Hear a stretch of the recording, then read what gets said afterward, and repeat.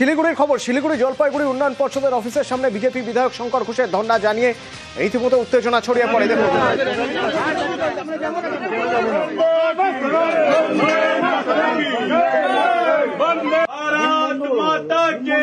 রাজনৈতিক দল দাস প্রশাসনকে জানাই ধিক্কার।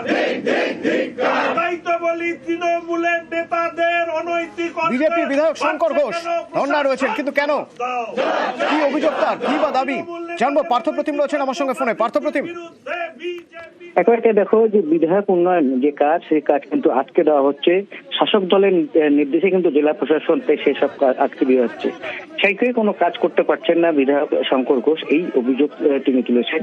পাশাপাশি এসডিডি এলাকায় প্রচুর কাজের জন্য তিনি টাকা বরাদ্দ করেছিলেন, সেসব কাজের কিন্তু টেন্ডার হয়। টেন্ডার হওয়ার পরও কিন্তু সেসব কাজ থমকে রয়েছে। কেন থমকে রয়েছে, এই দুই কারণ জানতেই কিন্তু তিনি আজ শিলিগুড়ি জলপাইগুড়ি উন্নয়ন কর্তৃপক্ষ দপ্তরের সামনে তিনি ধর্নায় বসেন। সঙ্গে ছিলেন দলীয় কর্মী সমর্থকরা।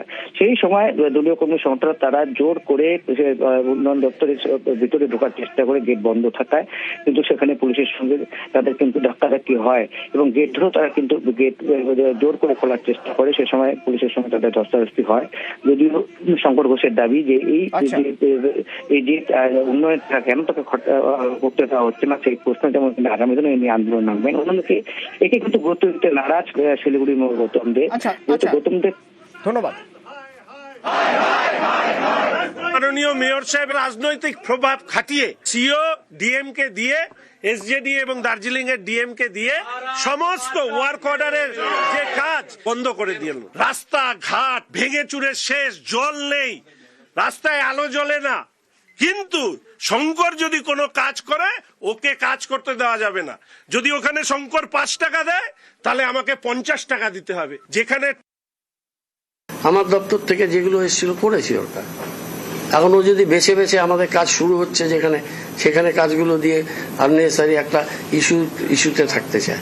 শঙ্করের যেটা শিলিগুড়িতে আমাদের যে কটা কাজ দিয়েছিল, কাজগুলো ও এসজেডিকেই দিয়েছিল। লাস্টে ভোটের আগে কয়েকটা কাজ ও এসএমসি কে দেয়। প্রত্যেকটা কাজের স্ট্যাটাস রিপোর্ট করে আমরা ওকে উত্তর দিয়ে দিই।